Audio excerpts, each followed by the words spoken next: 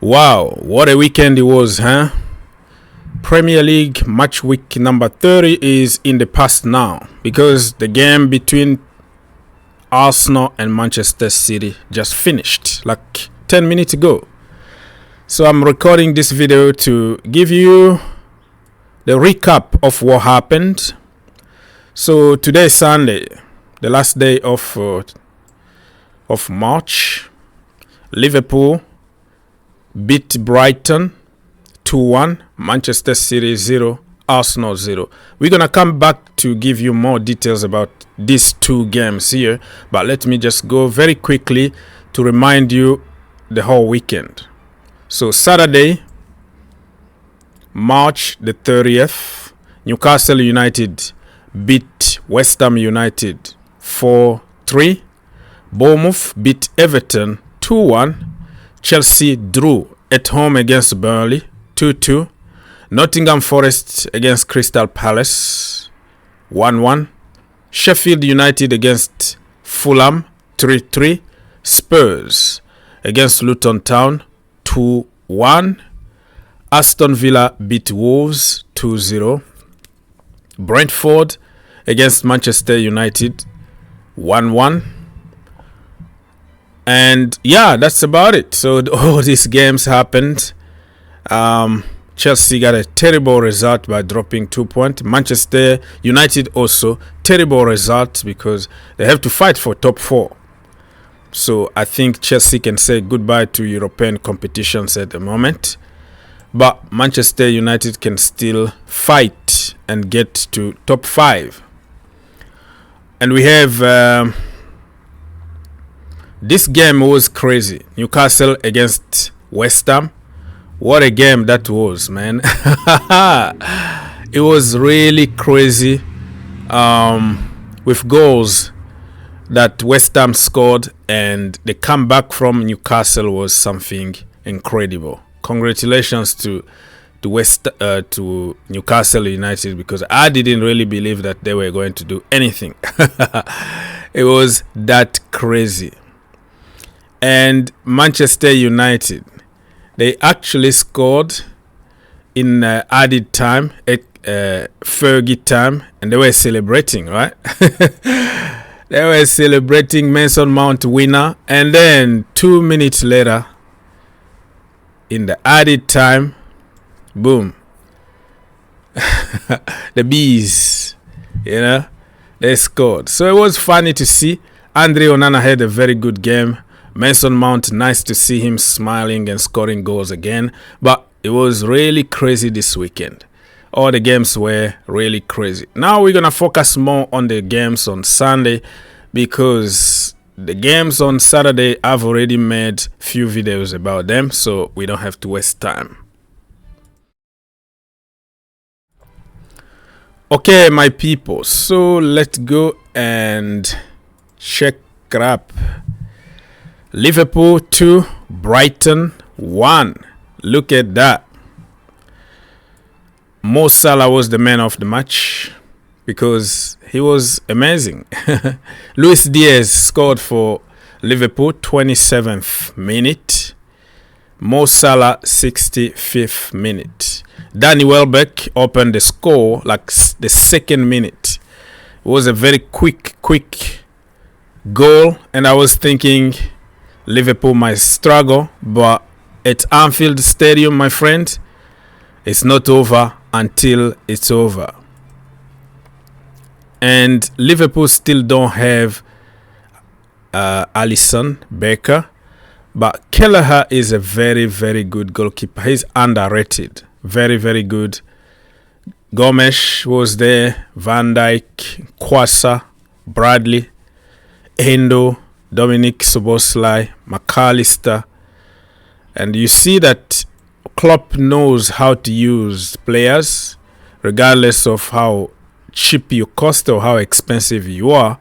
The way that he managed to keep that midfield solid and fighting for the title now after missing out on Caicedo and Lavia is something to appreciate. And Endo, who would have thought that Endo was going to be commanding in the midfield? Luis Diaz Darwin Núñez, Mo Salah. So they still have a solid team, but they have a lot of injuries.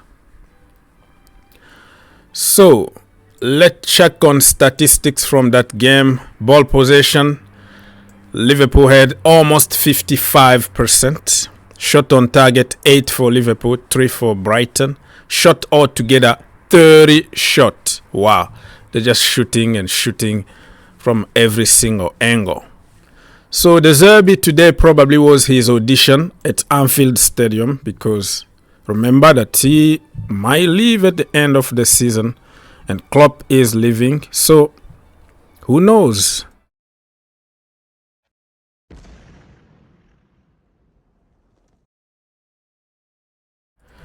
So let us know in the comment section down below if you think that the Zerbi is the right person to replace Jurgen Klopp. And because Alonso said no, right? He said that he's not leaving Leverkusen. So you have to search for somebody else. I think it's going to be a good match for him to manage Liverpool, because he knows something about the Premier League. And he plays a brand of football that Liverpool love. And he's passionate on the touchline. It's going to be almost impossible to replace somebody like Klopp, but why not try? Amorim is going to cost a lot of money. 30 million release clause. That is too much money in my opinion. Let's move on very quickly to this boring game here. 0-0 between Manchester City and Arsenal. Nothing really to report. I think Manchester City created more chances, which I was very surprised, because I predicted that Arsenal were going to smash them, especially with the amount of injuries that Manchester City got. And guess what? At the beginning of the game, Nathan Ake got injured. As if it wasn't enough. But they still have solid team. You know, Ortega is one of the best in the business. Look at, you still have Akanji, Gvardiol, Ruben Diaz. So you still have a solid team, but they were diminished. And I heard many people say that Arsenal were going to win. Even me, the last minute I changed my mind. I said it was going to be a draw, 2-2 draw, but the last minute when I checked on the both teams, I was like, no. Arsenal got a chance here for the first time in a long time to go there and win at the Etihad Stadium. It didn't happen. Look at that. Ball possession. Manchester City 72. This is unusual that Arsenal gives you the ball. They've been dominating in terms of, ball possession. Every matrix here, look at them. Manchester City only 1 shot on target, Arsenal 2. I don't know. They were a little bit cautious at some point. Erling Haaland, Doku, all of them, Bernardo Silva, De Bruyne, they missed a lot of chances. At some point, they really were pushing to win the game, but it didn't happen. So the title race still really open, my friends, largely open. So let me know who is going to win the Premier League. Do you still believe that Arsenal are going to do it, or you think Manchester City are not going to let it go, and at the end they might just go and win it? So, yeah, a good game to watch for neutral, but I think Arsenal are going to be the happiest one because they got 1 point and they're still second. I think they dropped second. They were first on the table, right? And now they dropped. They have 65 points. Liverpool is the biggest winner because there are 2 point difference between them and Arsenal. So they go top of the table. Arsenal 65, Manchester City 64. So you see, there is no big difference here. There's still something can happen. So nobody knows what's going to happen, and you have to just keep on winning your games. Don't sleep, because if you sleep, you're gone. Aston Villa 59 points. Manchester City still 6th. Tottenham Hotspurs 5th. Chelsea 11th FC. What a shame.